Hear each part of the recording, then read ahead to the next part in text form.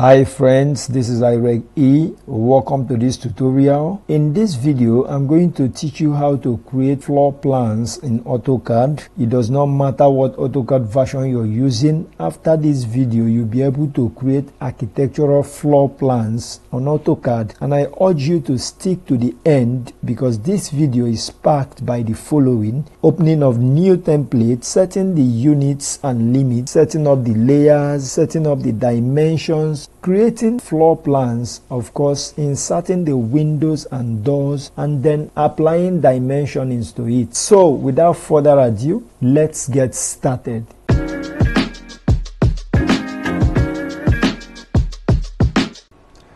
Alright, for the text, I'm just going to ensure that all of these rooms are tagged. So what I'm going to do now is to go to text, click on the arrow there and choose either multi-line text or single line text. So here I'm going to choose multi-line text and click at any point there and expand it just like that. So here you can do some modifications by making sure either that your text is bold or italic, but I'm just going to leave it as bold. Of course, the height of the text is going to be 200 millimeters, and then here you can change it to whichever font you prefer. So I'm going to leave it as Arial, and then I click inside this box, then I type, here is going to be room,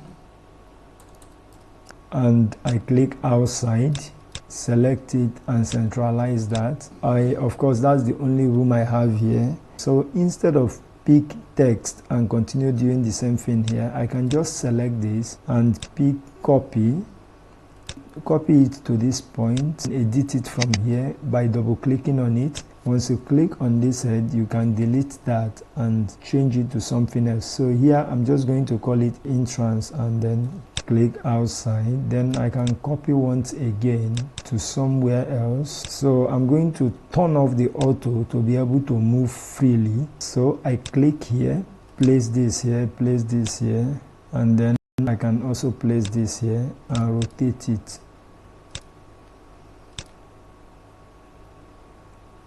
I turn on the auto once again, then I pull this here. So I'm going to label this kitchen, then here is just going to be maybe lobby, then this is toilet, then here would be the balcony. And of course we can select this and copy it out and maybe name this floor plan. If I want it to continue being in straight line, all I have to do is to place this cursor here and drag it. Alright, that's how to extend it. You get the point. Then you can click outside. So I'm just going to move this and then move it up a bit. Here, the next thing I'm going to show you is how to introduce hatch patterns. To hatch some of the areas on this plan, just go to hatch, which is located here.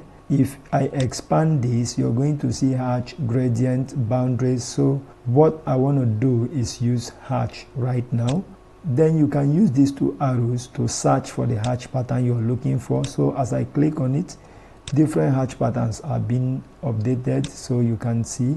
Let's go for this brick and I'm going to select that, but there is something I'm missing. Just prior to this time, I was supposed to set a layer for the hatch pattern, so I'm just going to go back by clicking on escape, and then I go to layer properties and I set new hatch. This one I call it hatch. Then I can change the color to something else. I don't really know, but maybe something like this. Click on OK, and then we can change the line width 0.00 millimeters, which is apparently the least of them. Set it as current, then close this. Go to hatch. We can select this brick. Then this is hatch pattern scale. Increase the scale to maybe 1000 mm or 100 mm just to see what it will look like. If we don't get it rightly, we'll go there and increase the scale once again. So once you're done, you can click on any box. If the scale is not good enough, I can turn this to maybe 300 millimeters enter. You can see we now have something better than that. Enter once again. So I'm going to hatch this portion and also hatch this portion. So I click on enter once again to activate that, and I click there, double click on enter, hatch this place. That's how hatching works. So I click on escape to exit out of that.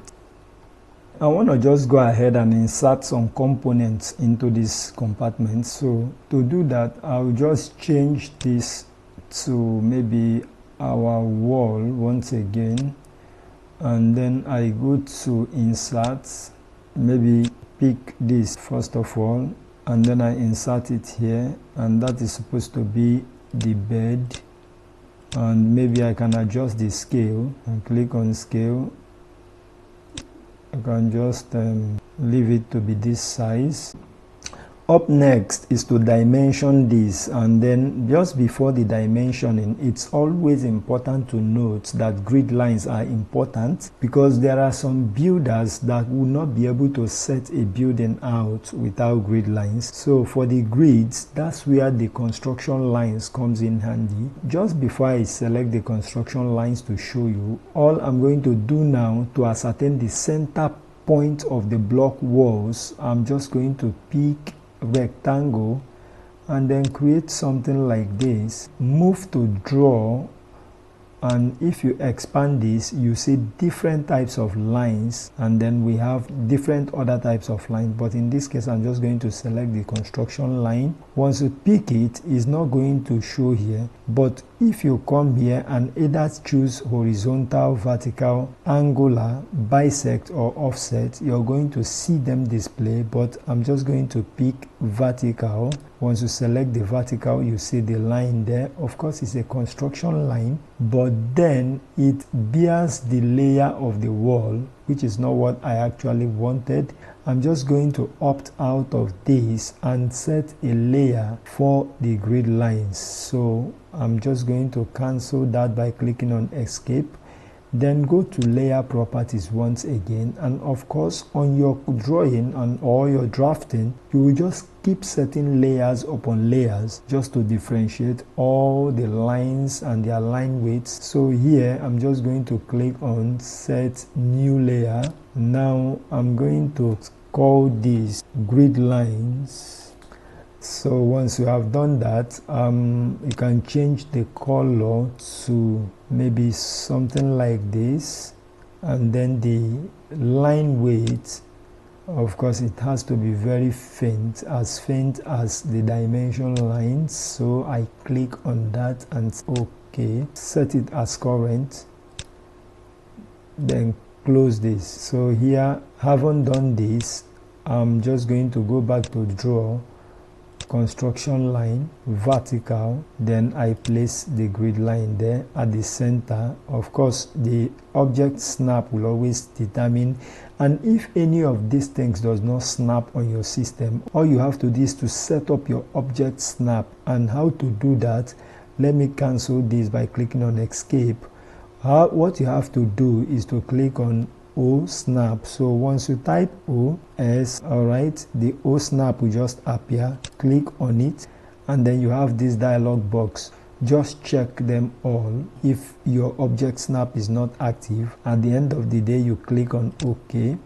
So that's it. Now we have all of this there. To delete this because we don't need it. Now I'm going to select this, pick copy, and then I can copy from this endpoint and move it to this point here. So it's going to be at the center line since the block walls are all equal. So I'm also going to do the same thing here.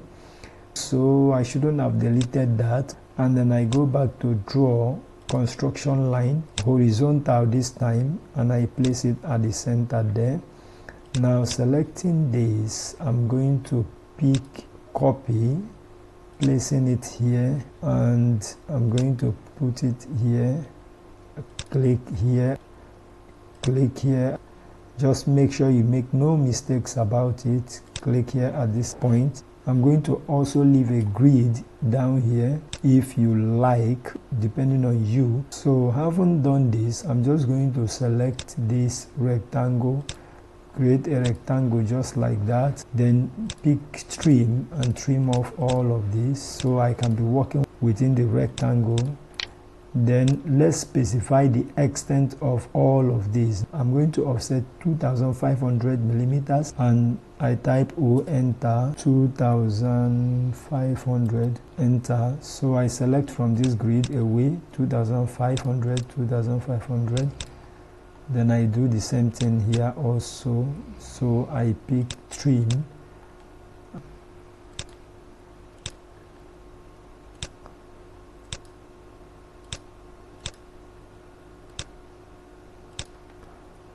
Then I can go ahead and delete this and also delete this. Right click and click on erase. I'm going to move this away and then I'm going to place annotations on the grid lines. So here I'm going to select circle, center and radius. Then I place it here. Here I have 170. I'm just going to click there and make the diameter 300 mm. Enter. So I have that as 300 mm. Then I go to text, maybe this time around single line text 1, and then I'm going to select this and also pick it from this end to this end, and I call this 2. I also needed to put a grid here, so I'm just going to select this, pick it from this point and put it there. So I'm going to have 1, 2, 3 on the vertical. I place it there, then I double click on this and enter 3. Then I'm going to copy this, place here. Then on this horizontal part, this would be A, then this would be B, then this would be C, then this would be D. So up next is to add dimensions to it. Now in this case, I'm going to change this layer to dimension. Now for best practice, since this grid lines is also running inside the buildings, it may cause some obstructions for some other annotations you're going to be adding, including your dimensions. The best thing to do is to copy all of these grid line tags and also transfer it to this other side.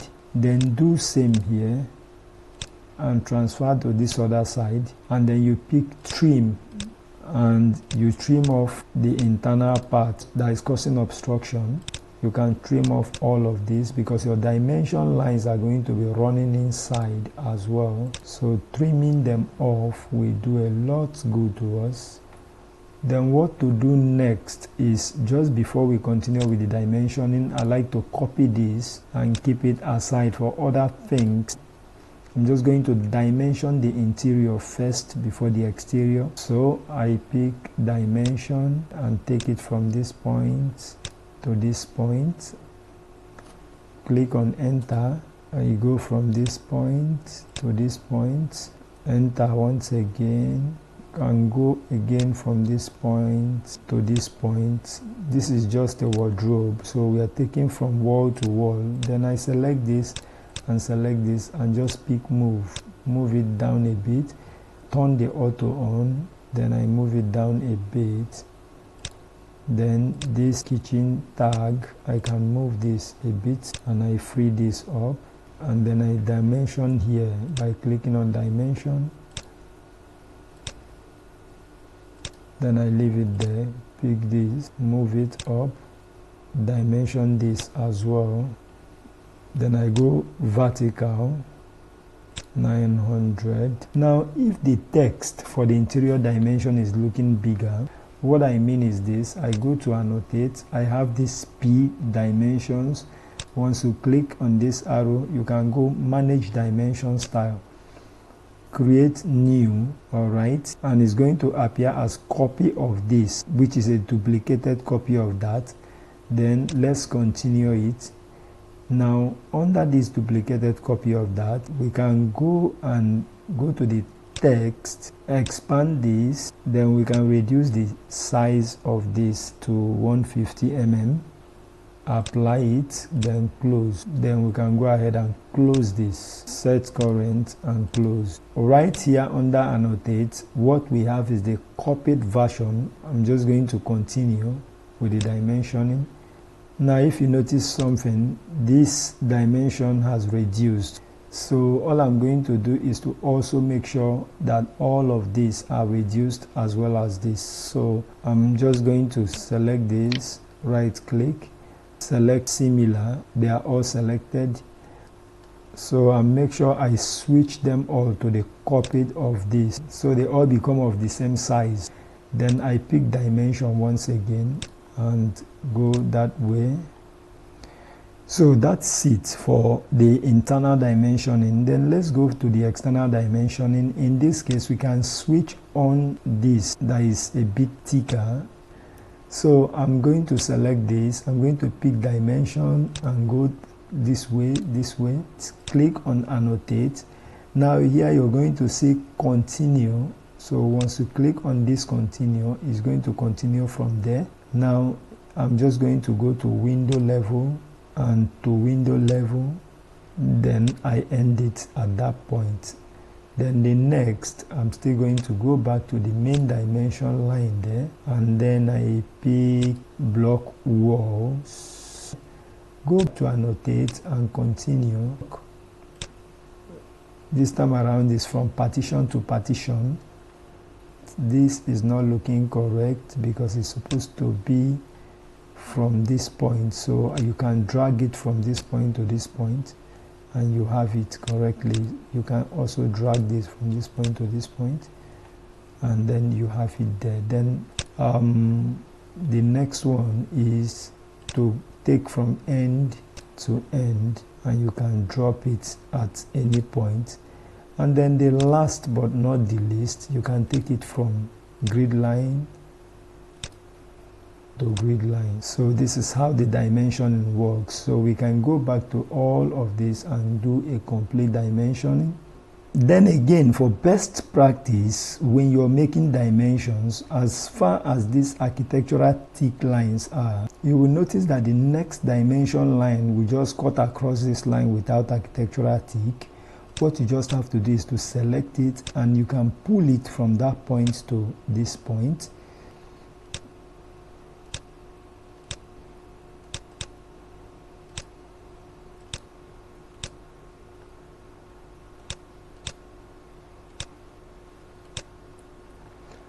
And you have it so that they will all stand on their own. All right, so the next thing is to pick the dimensions again, and this time around I just go from end to end and make sure your object snap is accurate. So from end to end and place it there. Then the next line of dimensioning is from grid to grid, and I place it there. Do this. But while doing this, you just have to make sure that you have equal baseline offset. And for what baseline offset stands for, the link of the video I'm going to leave. Make sure you see that video for more details about dimensioning, because if you watch, the offset distance between the wall and this dimension line is not the same as that of this, it's not the same as that of this. So there's a way to do it. That's why you need to check out that video.